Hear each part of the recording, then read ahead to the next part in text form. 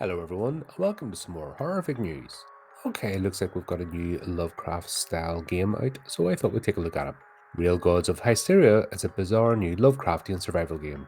As someone who's obsessed with Lovecraftian horror, newly announced co-op survival game RailGods of Hysteria looks absolutely perfect. There's something so unique about Lovecraft. While classic horror tropes like vampires, werewolves, and psychotic serial killers all feel well within the realms of human understanding, Lovecraft's twisted gods and grotesque monstrosities feel completely alien, comprehensible yet incomprehensible. It's a universe I love to see reimagined in video games, and Real Gods of Hysteria is doing just that. From the ominous shadowy Cthulhu in the key art's background to the weird train that sports a glowing orange eye and rows of teeth, I've fallen for the survival games universe hook, line, and sinker. Real Gods of Hysteria is described as a co-op survival game set in a Lovecraftian hellscape. You are a dreamer, and you've awoken, bound to your eerie real god, the aforementioned living locomotive. It's either a 5-man squad or a solo traveller. You'll venture through nightmarish landscapes, abandoned outposts, and cult hotspots, gathering new gear in order to upgrade your real god. Combat looks a little Diablo-esque, with multiple players slinging spells at the poor, unsuspecting crocodile. You'll have to take down various terrors to fuel your real god, or kidnap them, whatever you prefer, helping it transform into the horrific eldritch fortress that is supposed to be. You'll be able to upgrade the train by adding various highly customizable carriages, which in turn offer areas to craft new items that are key to your survival, scavenging resources out in the wild and use them to upgrade your gear to maximize your horror slaying potential. The RailGod will no doubt approve. At the core of the train, however, lies its beating heart, glowing and enticing. Here you'll be able to upgrade your character, granting them various Godkeeper skills, and if you sacrifice enemies instead of just killing them, you'll have access to dark gifts. Combine all of these to create hugely destructive builds that, when honed correctly, are primed to take on the great old ones themselves. As someone who has ploughed far too many hours in V Rising, I'm far too excited for Real Gods, in a year filled to bursting with survival games. This one feels like it's doing something truly unique. You're building your base on a moving monster train, after all. Aesthetically, it's gorgeous. Conceptually, it's something completely new, and I'm obsessed with the Hysteria pun in the title. Troglodytes Games hasn't confirmed the Real Gods of Hysteria release date. It's currently listed as coming soon on Steam, and if you're interested, you can wishlist it here. If you're looking for something and similarly spooky to play in the meantime, you have a list of blah blah blah blah blah.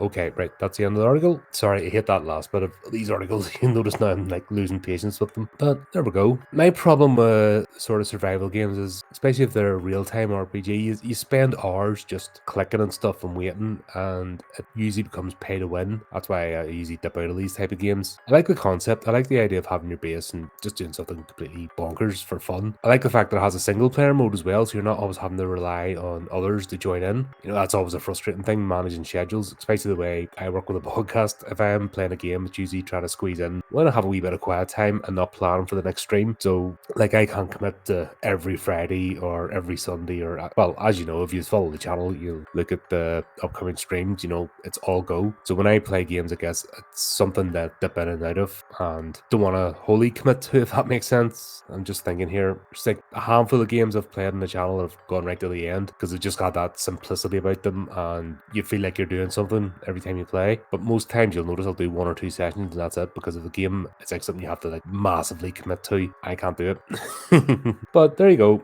Let me know what you think, and until next time, keep up to date with the channel, do the type of clicky things, and remember to keep it creepy, keep it horrific.